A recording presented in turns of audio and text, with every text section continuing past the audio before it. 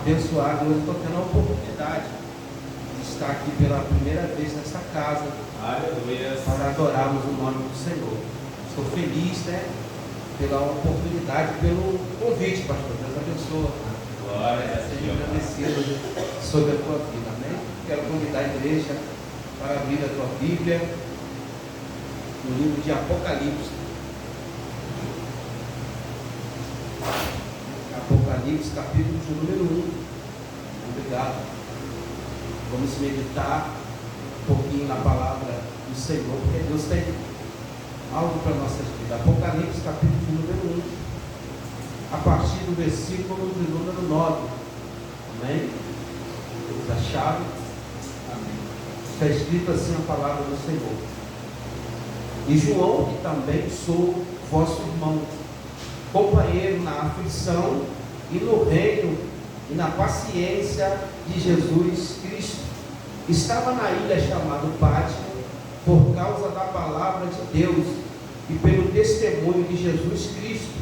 Eu fui arrebatado no Espírito no dia do Senhor e ouvi à destra de mim uma grande voz como de trombeta que dizia: Eu sou o Alfa, o Ômega, o primeiro e o derradeiro. E vê, escreve no livro, envia as 7 igrejas que está na Ásia: a igreja de Éfeso, Esmirna, Pérgamo, Tiatira, Sardes, Filadélfia e Laodiceia. Virei-me para ver a voz que falava comigo.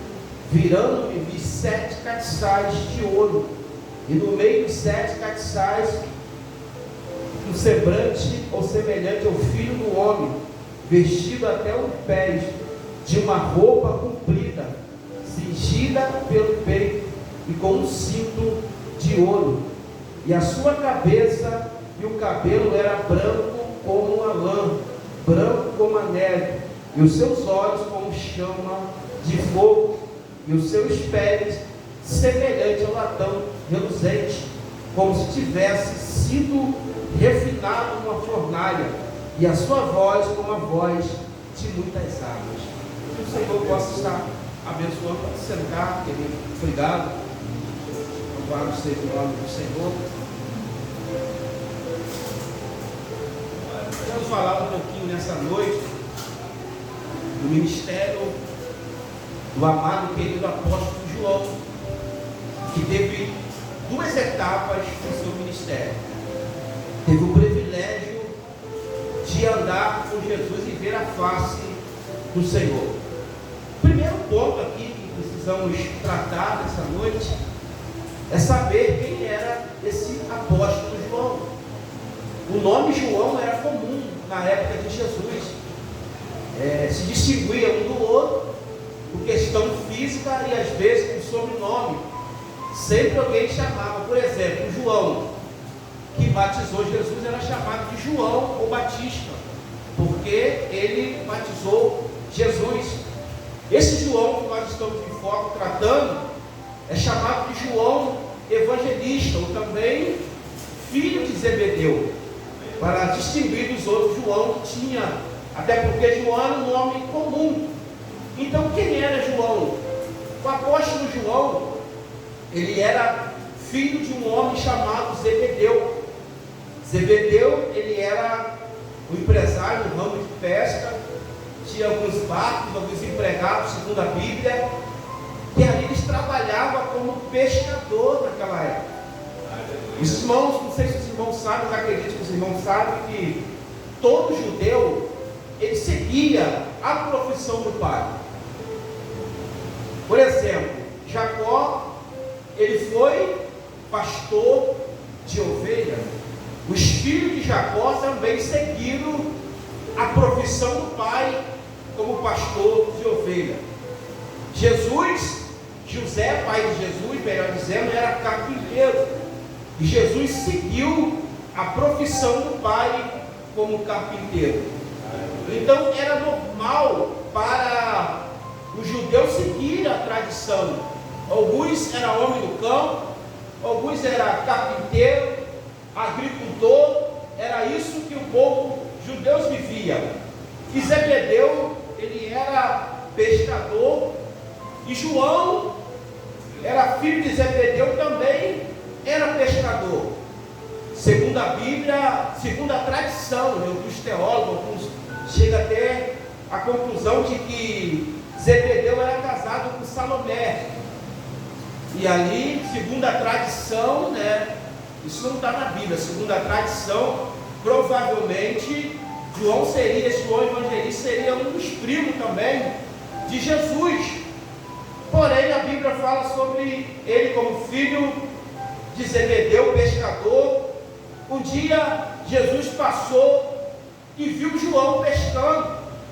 Por ora, a princípio, João era discípulo de João Batista.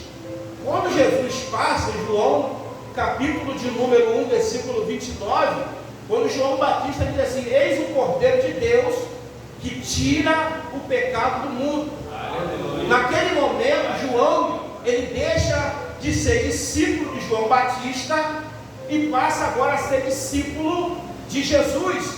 Começou a andar com Jesus.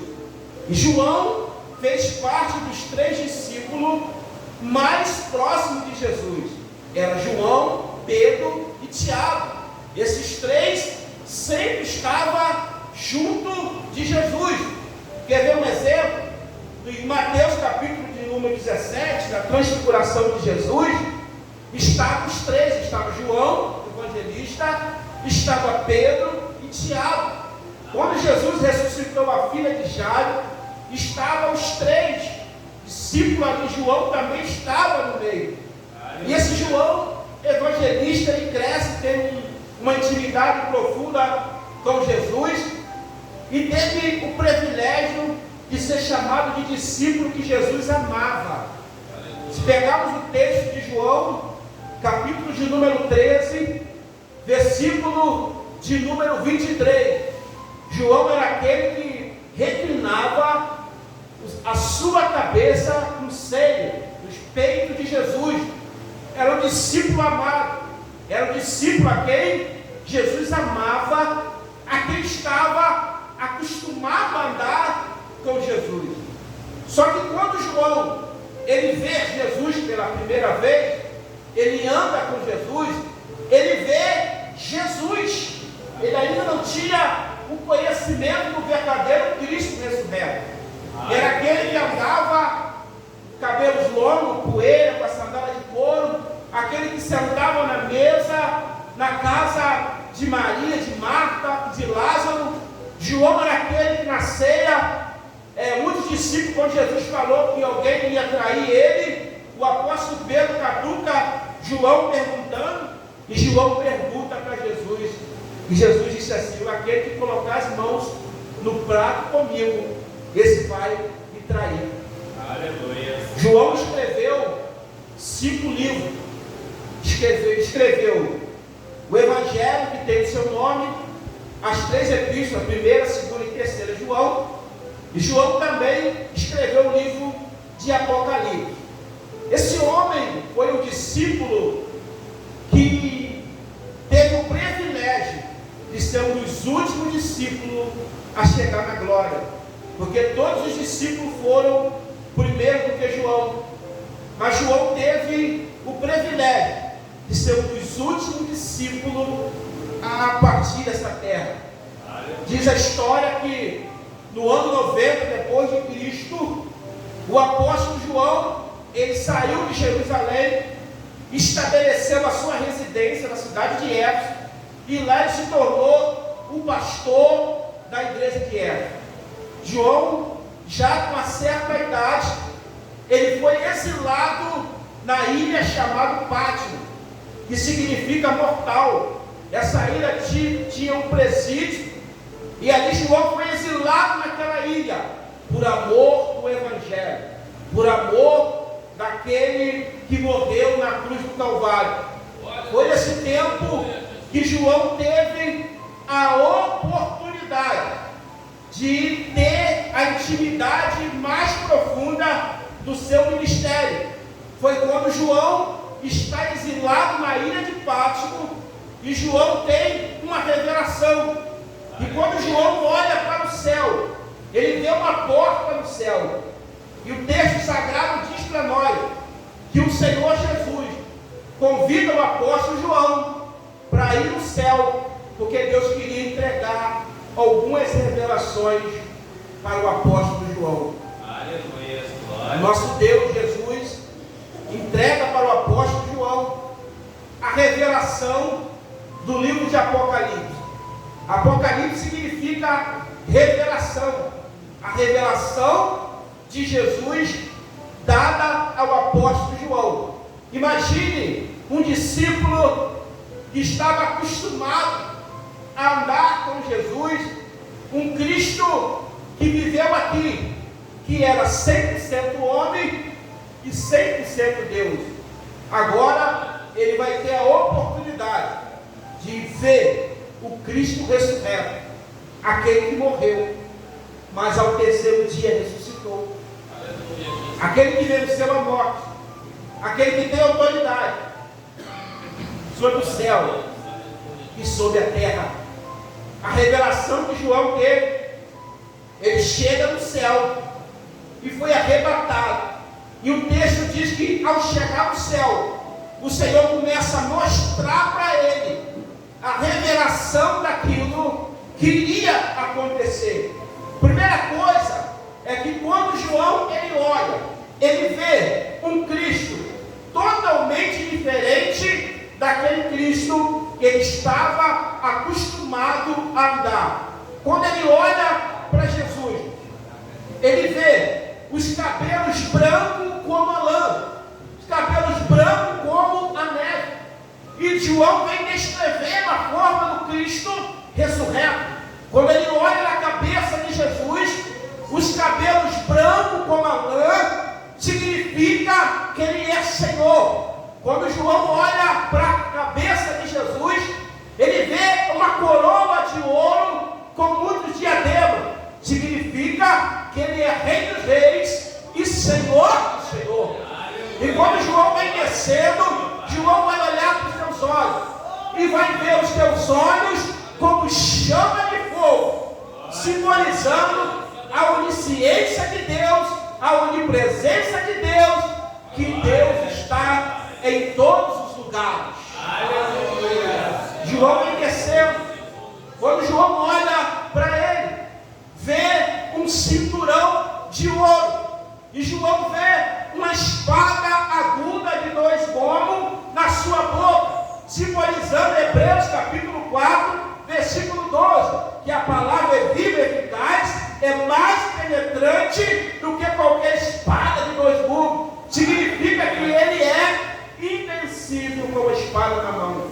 Amém, Senhor. Glória a ti, ó Pai. João veio descrevendo, e João diz que ele está com um cinturão de ouro na sua cintura.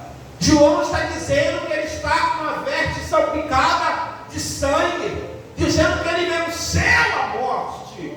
E João vem dizendo que quando olha para os teus pés, aquela veste comprida não está mostrando os pés dele, porque a santidade está nos pés dele. E quando João viu, ele diz os pés dele, João vai dizer, os pés é semelhante ao latão reluzente. E quando João viu, a Bíblia diz que João caiu como morto, e ele disse, João, não tema, João, eu sou aquele que estive morto e agora estou vivo estou vivo pelo século do século, e tem a chave da morte, a chave do inferno. O controle está sobre a vida de Jesus Cristo de Nazaré, aquele que é absoluto, aquele que tem autoridade, aquele que manda no céu, que manda no inferno, tem toda a autoridade. Glória a ti, ó Pai. João, ele vê a face de Jesus, ele vê a santidade de Deus. Foi por isso que o Senhor permitiu que ele fosse o último discípulo a ser morto, a morrer, porque Deus queria entregar uma grande revelação sobre ele. Às vezes isso acontece conosco. Nós achamos que está tudo acabado, achamos que o ministério está no final, Aí o Senhor vem com uma novidade para nossas vidas. Quando João achou que ele estava na cidade de Éfeso, sentadinho, segundo a tradição, já tinha uma certa idade, levava João, ia para a igreja pregar. João é exilado na ilha de Pátimo, e de repente João recebe o Apocalipse nas suas mãos. João olha e vê o Cristo ressurreto que está aqui nessa noite. Se eu fosse você, já tinha dado glória nessa noite, exaltado aquele que é digno de honra, de glória e de toda a majestade estar aqui nessa noite. Amém, Senhor. Aleluia. Aleluia. João, eu sou aquele que estive morto. Isso significa que ele tem o controle sobre a morte. Isso significa que ele tem o poder sobre o inferno. Isso significa que toda a chave está dizendo de autoridade. O domínio e o poder está nas mãos dele. Aí eu gosto desse texto do apóstolo Paulo, quando ele escreve a sua carta aos Filipenses, no capítulo de número 2, versículo 5, de sorte que haja em vós o mesmo sentimento que houve em Cristo Jesus, que não teve por usurpação ser igual a Deus, mas aniquilou-se a si mesmo, tomando a forma de homem, e veio aqui, morreu numa morte de cruz. Aí ele diz assim, para que o nome do Senhor se dobre todo joelho, daqueles que estão no céu, daqueles que estão debaixo da terra, e toda a língua confessa que Ele é o Senhor. Você já confessou hoje, durante o dia, que Jesus é o teu Senhor, que Jesus é dono da tua vida, que Jesus é dono da tua história? Aleluia. Glória a Deus. Ele recebe calabaraçudas. Eu sinto a presença dele aqui. A graça dele está sobre nós, está sobre você. Eu estou vivo. Escreve esta carta, João, às 7 igrejas da Ásia. E quando João olha, ele vê o Cristo ressurreto no meio de 7 castiçais de ouro, e ao mesmo tempo com 7 estrelas nas suas mãos. Esses 7 castiçais de ouro simbolizam as 7 igrejas da Ásia. As 7 estrelas significa os 7 pastores que estavam apacentando aquele rebanho. Significa que ele é dono da igreja, porque segundo a Bíblia, em Mateus capítulo 16, versículo 18, tu és Pedro, e sobre esta pedra edificarei a minha igreja, e as portas do inferno não podem prevalecer. A igreja, ela é de Jesus, ele é dono da igreja, ele tem o domínio, o controle sobre todas as coisas. Glórias a ti, ó Pai. Aleluia. Glórias a ti. O Senhor Jesus disse para João, escreve em Apocalipse capítulo de número 1 e o versículo de número 3. O Senhor Jesus disse para João, bem-aventurado aquele que lê e os que ouvem as palavras desta profecia e guarda as coisas que nela estão escritas, porque o tempo está próximo. Aleluia. Existem 2 tempos, o Kairos, o tempo de Deus, e o crono, o tempo do homem. O tempo de Deus é tudo perfeito, o tempo de Deus é agradável, o tempo do homem às vezes dá tudo errado. E o Senhor diz assim, escreve, bem-aventurado, bem-aventurado é feliz aquele que lê, aquele que ouve a palavra. 3 coisas importantes aqui que eu quero ressaltar dentro do versículo 3. Primeiro, é ler as Escrituras Sagradas. Ler a Bíblia, estudar a Bíblia. Não é como você pegar uma revista, não é como você pegar uma mensagem no seu WhatsApp. Ler a Bíblia é meditar. Jesus disse assim, examinai as Escrituras, porque são dela que de mim testificam. Jesus fala para João, bem-aventurado é aquele que lê. Precisamos ler as Escrituras Sagradas. Precisamos viver a Bíblia como estilo de vida. Todos os dias você precisa estar estudando a palavra, lendo a palavra. Não saia da tua casa sem ler a Bíblia.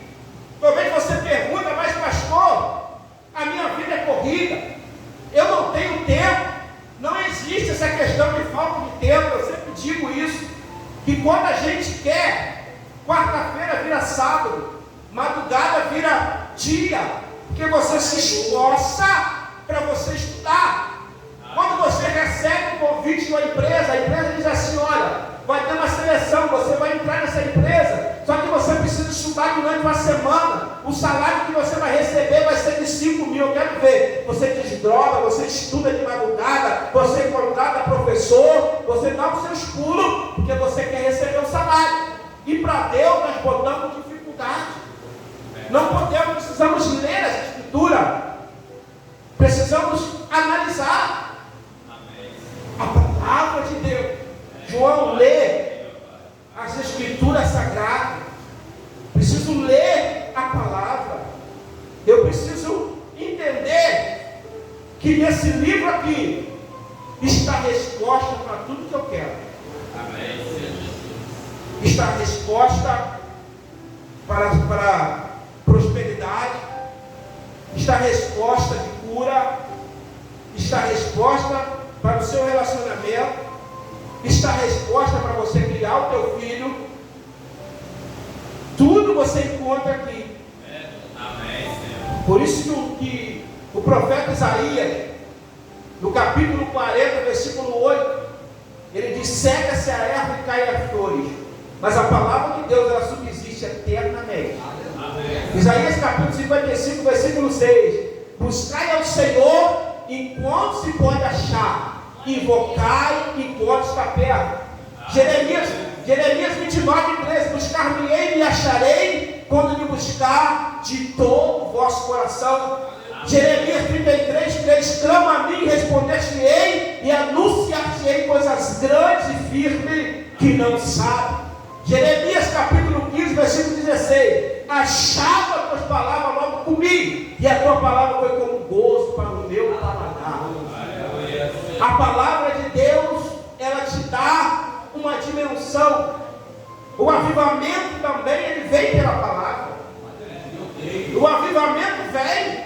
Tivemos aí um trimestre da escola bíblica dominical passado, estudando 3 meses sobre avivamento, dizendo que o avivamento ele vem pelo poder da palavra.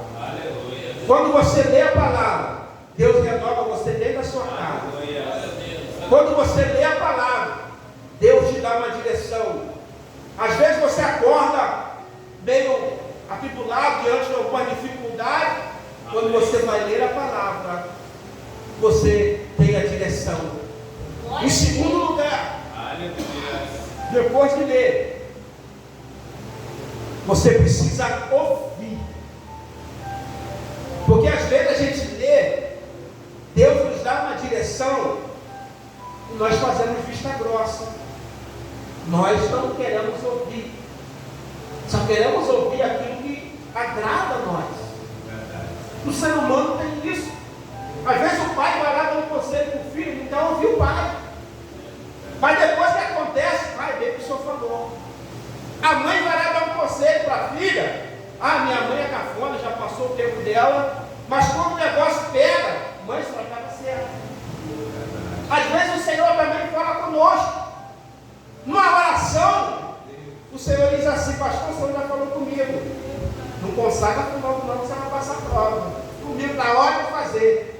Mas aí você já falou para a pessoa já fez a prova, mas Deus fala: não consagra. Aí você já falou para a pessoa, e você quer agradar, depois você paga o preço. Porque o Senhor falou: ouve o que Deus está falando. Amém.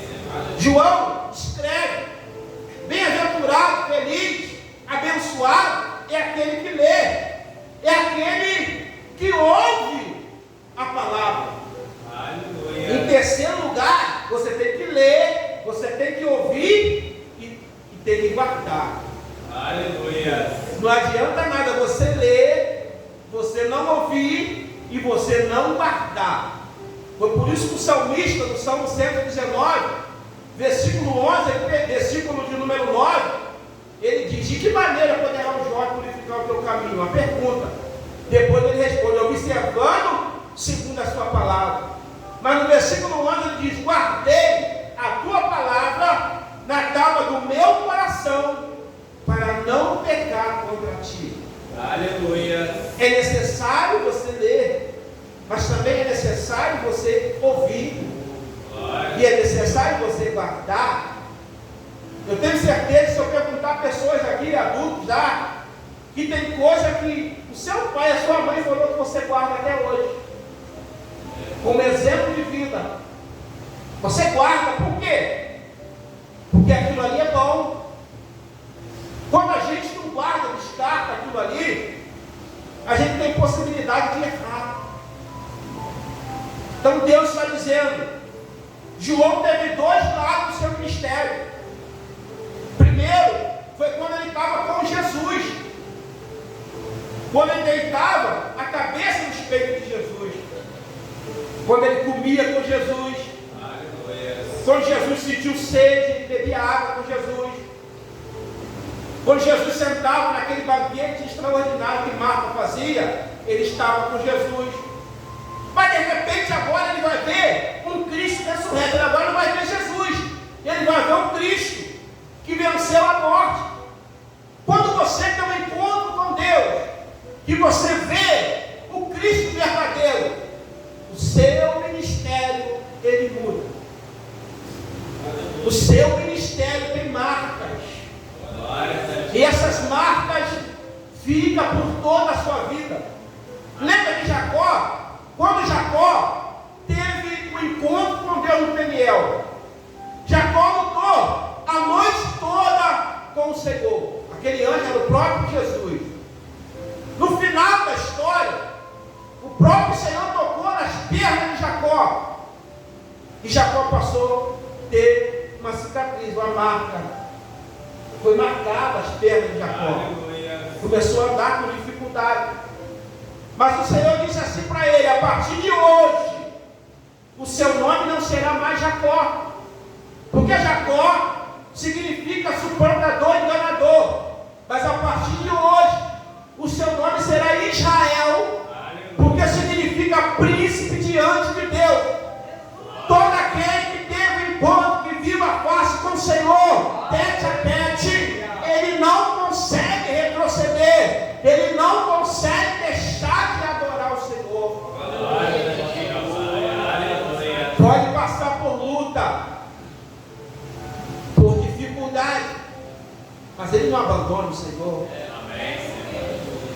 Lembre de uma coisa, querido: nos piores momentos da sua vida, o Senhor veio com a novidade. João agora vai ter uma visão. João agora vai ter um encontro com Jesus. E no encontro que João teve com Jesus, ele ouviu uma voz. E essa voz era como se fosse de muitas águas. João agora, quando vê Jesus, ele vê uma coroa de ouro sobre a sua cabeça. Os seus olhos eram como chama de fogo. Aleluia. João olha para ele. Segundo o texto, ele caiu como morto. E alguns teólogos chegam até a dizer que João até mesmo morreu e o Senhor ressuscitou, porque Jesus é o dono da vida. Amém. Pega nas mãos de João. Agora você está preparado. Aleluia. Para você escrever o Apocalipse. Para você registrar. Oh, aleluia. Tem pessoas que estão pensando que acabou para ele. Mas eu trago uma palavra de Deus para a sua vida, dizendo que os teus sonhos ainda estão de pé, que os seus projetos ainda estão de pé. Porque dentro dos seus sonhos, dos seus projetos, o Senhor Jesus está. Porque quando nós colocamos o Senhor em primeiro lugar, quando nós convidamos a Ele para ser a primazia vida, os nossos projetos começam a fluir. Eu tive essa experiência com Deus em duas etapas da minha vida. A primeira etapa foi quando eu fui cometido de um acidente no meu dedo. Eu passei por uma cirurgia.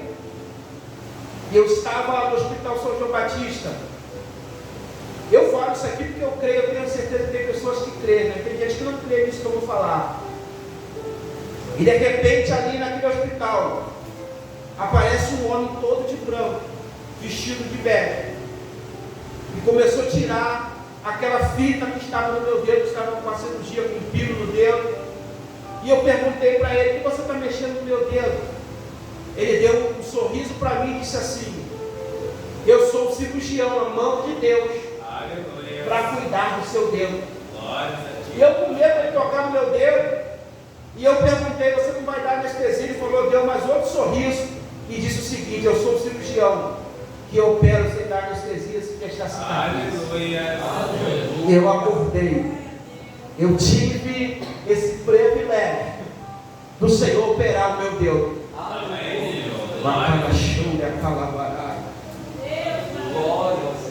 A segunda etapa, pastor Júlio, eu estava deitado novamente em casa, e de repente aparece um homem com um terno muito bonito, um terno branco, de gravata, e ele pergunta para mim: você sabe o que está escrito em Isaías capítulo 38, falando assim, tete a tete comigo, em sonho? E eu disse assim: eu sei. Ele disse assim: então fala o que está escrito em Isaías capítulo 38. E quando eu fui falar, ele disse: você não vai falar nada, você só vai responder aquilo que eu te perguntar. E ele me perguntou assim: qual foi o profeta que Deus mandou falar com o rei Ezequias? Eu falei: Isaías. Ele disse assim: o que é que Isaías falou para o rei Ezequias? E eu respondi que era para o rei colocar a casa dele em ordem, senão ele ia morrer. Aí ele perguntou: o que é que o rei fez? Eu respondi: o rei virou o rosto para a parede e começou a chorar. Aí ele perguntou: o que é que Deus fez? Eu falei assim: Deus curou ele e acrescentou mais 15 anos de vida. Aleluia. É muito forte falando isso aqui, né? Aleluia. E ele disse assim: velho, me levou para dentro de uma cozinha industrial, pegou um copo com suco de manga, que eu mais gosto, suco de manga, e disse assim: toma esse suco de manga, e para curar as feridas que está dentro de você, e vai e anuncia a minha palavra. E nessa época eu não estava apacentando não, pastor. Ele falou: abre a igreja novamente, falando assim comigo: abre a igreja novamente, abre a escola é a promessa de Deus. Ele falou para mim: seminário, você vai abrir. E falou outra promessa que ainda não se cumpriu, mas está por vir. E eu acordei e fiquei ali, os olhos regalados, chorando. Comecei a falar em línguas estranhas, fiquei quase 2 horas falando em línguas estranhas, não parava. Aquilo ali foi uma experiência que marcou o meu ministério naquela época. Porque muitos achavam que ali eu não ia levantar mais, que eu não ia voltar mais para o ministério. Muitos achavam que eu ia morrer ali naquele momento. Quem não olhava a situação que eu estava passando, alguém me viu magro, e o pastor vai morrer, não vai aguentar. Mas ele me curou naquele momento. Ele disse: levanta e vai, anuncia a minha palavra. Então a escola gloriosa de Deus é uma promessa de Deus. Ele falou para mim, ele falou: volta para o ministério. E a terceira coisa, ele falou que ele dá a empresa, ele vai se cumprir ainda. Vai, anuncia a minha palavra. Querido, quem tem chamado, quem é escolhido de Deus e é forjado, não tem tempo de voltar atrás. Não dá nem para você desviar. Não adianta você falar: vou deixar de ser crente. Não tem como. Não tem como. Porque você viu a Deus. E essa experiência marcou. Porque quando você vê Deus, você não esquece.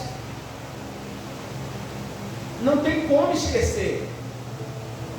E eu me lembro que ele, muito bem vestido, de terno, aquela gravata bonita, um semblante, um rosto, um dente perfeito, era perfeito o rosto dele.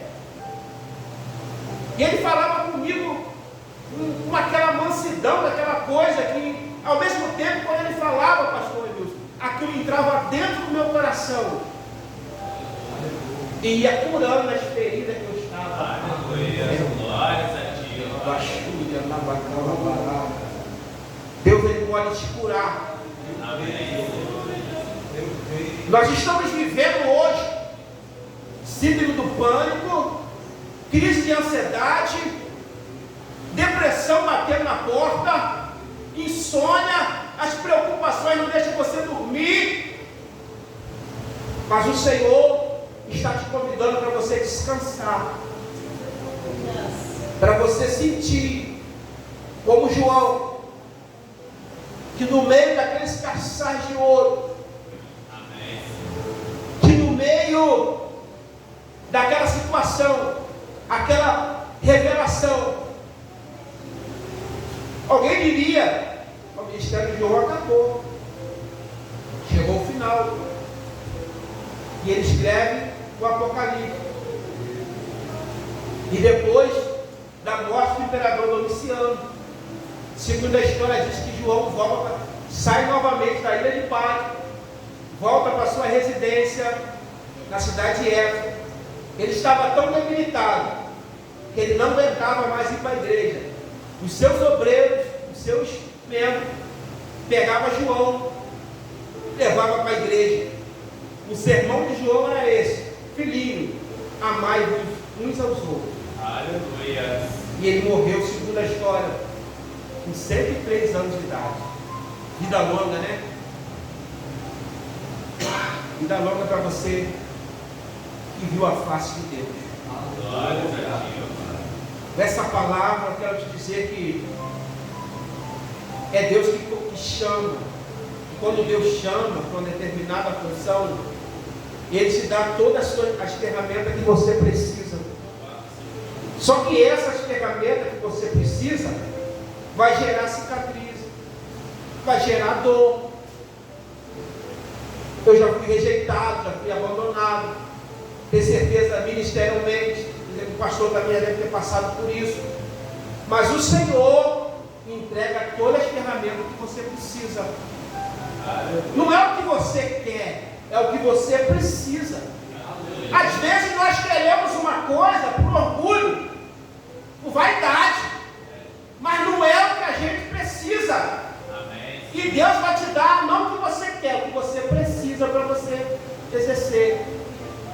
Não tem aquela pessoa que o Senhor não pode dar muita coisa para ele, senão ele perde a salvação, mas o Senhor vai dando a necessidade, vai liberando cada dia uma pequena porção para ele, até que chegar a estrutura de um varão perfeito para poder receber tudo aquilo que ele, a promessa de Deus. Porque se ele receber, ele vai se afastar. Tem um pastor amigo meu que ele fez uma campanha, eu estou encerrando, uma campanha para que todos os obreiros deles comprassem carro. Todos os obreiros dele comprou carro. Só que chegava aos domingos, os obreiros dele não vinham para a escola bíblica, não vinham para culto, porque ia para passeio, Rio das Ostras, Arraial do Cabo, não por ser pecado, tá, gente? Mas não vinha para a escola. O pastor falou: não, mas eu orei tanto, paguei tanto preço. Tem pessoas que não podem receber bênção, tem que ser aos poucos. Aí a pergunta é: como é que uma pessoa que viu a face de Deus consegue retroceder? Infelizmente tem pessoas que podem.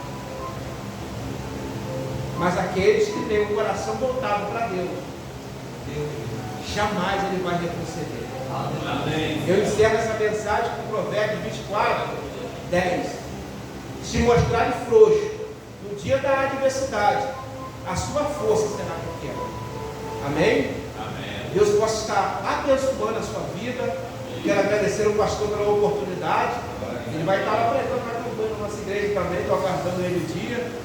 E que Deus abençoe, pastor, a sua vida, a sua família e todo esse ministério.